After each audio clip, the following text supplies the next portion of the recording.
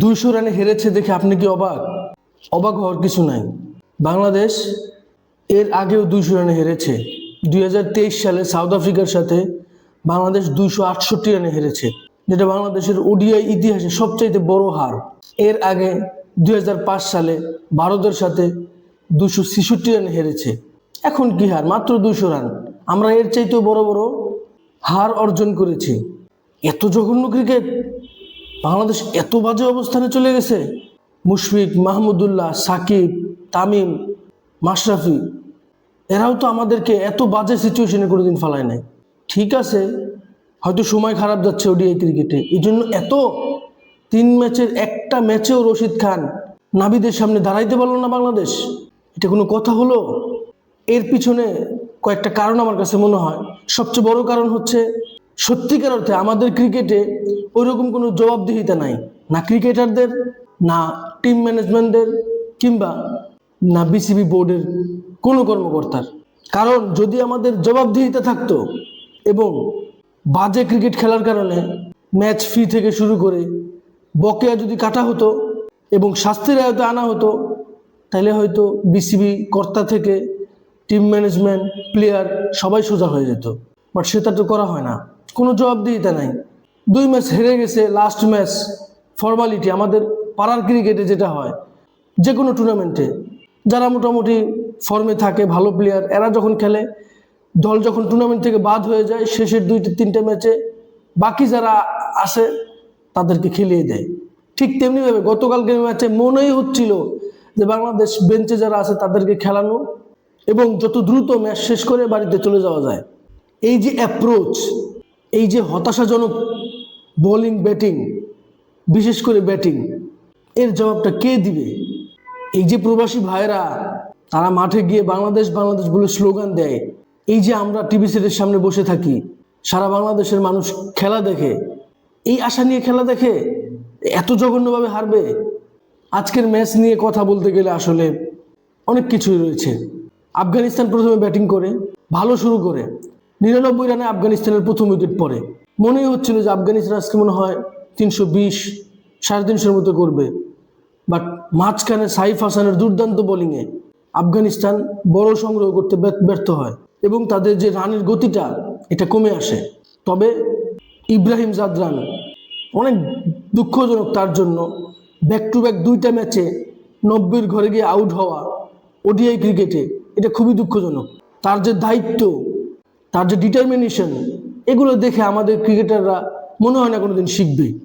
তবে যেখানে আফগানিস্তান 260 কিংবা 65 করতে পারতো, সেখানে আমাদের মেহেদি মিরাজ তার কোঠার শেষ ওভার করতে গিয়ে 49 নম্বর ওভারে নাহিদ রানা যখন হ্যামস্ট্রিং হয়ে বাইরে চলে যান, আমরা সবাই জানি যে মোহাম্মদ নাবি কতটা ডেঞ্জারাস ব্যাটসম্যান। সে এশিয়া কাপে এই আবুধাবির মাটিতে উলালাগাকে 5টা 6 মেরেছে। এইরকম ক্রুশিয়াল মোমেন্টে কি দরকার আছে আমার বোলিং করতে যাওয়ার? আজকের ম্যাচে সাইফ হাসান দুর্দান্ত বোলিং করেছে, সাইফ হাসানকে দিয়ে বোলিং করাতাম না, ঠিক আছে পার্ট টাইম বোলার, মাইর খেয়েছে। বাট না, আমাকে আমার কোঠার 10 ওভারই পূর্ণ করতে হবে। আমি ক্যাপ্টেন, আমি আগে বোলিং করব, আমি আমার কোঠার ওভার শেষ করব, আমি ব্যাটিং করব, আমিই সব করব।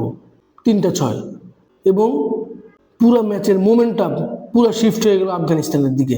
বাংলাদেশ যে এত ভালো বোলিং করলো, এত ফিল্ডিং করলো, রান আউট করলো, এই সব কিছু তখন ফিকে মনে হচ্ছিল। যাই হোক, বাংলাদেশ যখন ব্যাটিংয়ে নামলো, নাইম শেখ 24 বল খেলে 7 রান। এটা কি ওডিআই ক্রিকেট? এটা কি কোনো কামব্যাক? নাজমুল হোসেন শান্ত, বাংলাদেশের ইতিহাসের সবচেয়ে জঘন্য যদি কোনো প্লেয়ার থাকে, আমার কাছে মনে হয় নাজমুল হোসেন শান্ত। নাজমুল হোসেন শান্ত শুধু বড় বড় কথা বলতে পারে, এছাড়া তার ভিতরে সত্যিকার অর্থে কোনো জেদ, ভালো খেলার প্রতি যদি কোনো আগ্রহ থাকতো, তাহলে সেটা প্রমাণিত হতো।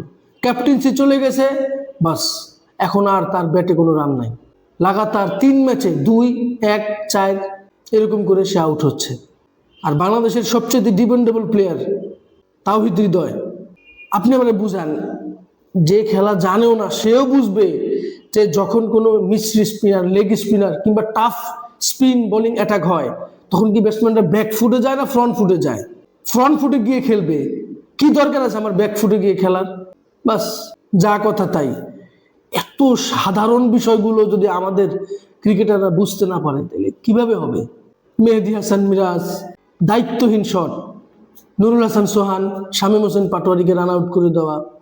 আসলে সত্যিকার অর্থে সাইফ হাসান 43 রান করেছেন, এছাড়া আমাদের বাকি 10 জন ব্যাটসম্যান তারা কেউই ডাবল ফিগারে পৌঁছাতে পারে নাই। এবং বাংলাদেশ ইতিহাসের অন্যতম পরাজয়ের মধ্যে থেকে একটি পরাজয় বরণ করলো, 200 রানে হেরে গেল। এটা খুবই দুঃখজনক, খুবই লজ্জাজনক। একটা দল যারা 25 বছর ধরে হোয়াইট বল ক্রিকেট খেলছে তাদের থেকে এইরকম পারফরমেন্স, এটা খুবই দুঃখজনক। এখন ওয়েস্ট ইন্ডিজ সিরিজ, আর ওয়েস্ট ইন্ডিজ তো না ওডিআই না টি20 কোনো ফর্মেটেই তারা ওয়ার্ল্ড কাপ খেলতে পারে না, এবং তাদের কোনো ন্যাশনাল কোয়ালিটি নেই যেটা আগে ছিল। এখন ঘরের মাঠে ওয়েস্ট ইন্ডিজের সাথে সিরিজ, সেখানে বাংলাদেশ অনেক ভালো খেলবে এবং ওয়েস্ট ইন্ডিজকে উড়িয়ে ফেলবে, দর্শকরা আবার খুশি হয়ে যাবে। এনসিএলে যারা ভালো খেলছে, সাদমান, মাহমুদুল হাসান জয়, আকবর আলী, নাসির হোসেন, এদেরকে দলে আনেন। এখন যারা খেলছে এদেরকে অন্তত একটা সিরিজ রেস্ট দেন, সেটা তো দিবেন না, সেটা করবেন না। এদেরকে দিয়ে হচ্ছে না, এরা পারে না। বাংলাদেশের ফরমার ক্রিকেটার রাকিবুল হাসান একটা কথা বলছেন যে 50-র জন্য একটা প্রাইজ থাকবে, 5 উইকেটের জন্য একটা প্রাইজ থাকবে, 3 উইকেটের জন্য একটা প্রাইজ থাকবে, 100-এর জন্য একটা প্রাইজ থাকবে। তাহলে দেখবেন ক্রিকেটারদের দৌড়ঝাঁপ লেগে যাবে। ভালো পারফরমেন্স করতে পারলে ম্যাচ ফি এবং তার বেতন ভাতা থাকবে, পারফরমেন্স নাই, বেতন ভাতা নাই। তখন ক্রিকেটারদেরকে বলা লাগবে না দায়িত্ব কাকে বলে, অটোমেটিক দায়িত্ব চলে আসবে। এত জঘন্য ক্রিকেট, এত দায়িত্ব জ্ঞানহীন ক্রিকেট। নাজমুল হোসেন শান্ত, মেহেদী হাসান মিরাজ, এরা তো ওডিআই স্কোয়াডের প্লেয়ার না, যে এমন এরা এশিয়া কাপ খেলেছে এবং তারা টায়ার্ড না, তারা তো দেশেই ছিল। এই দুজন অন্তত এক্সট্রা অর্ডিনারি পারফরমেন্স করতো, তাহলে বোঝা যেত না তাদের একটা আগ্রহ ছিল। এই দুজনই সবচেয়ে বেশি বাজে পারফরমেন্স করেছে, এত অভিজ্ঞতা, এত ইনভেস্টমেন্ট, এরপরেও।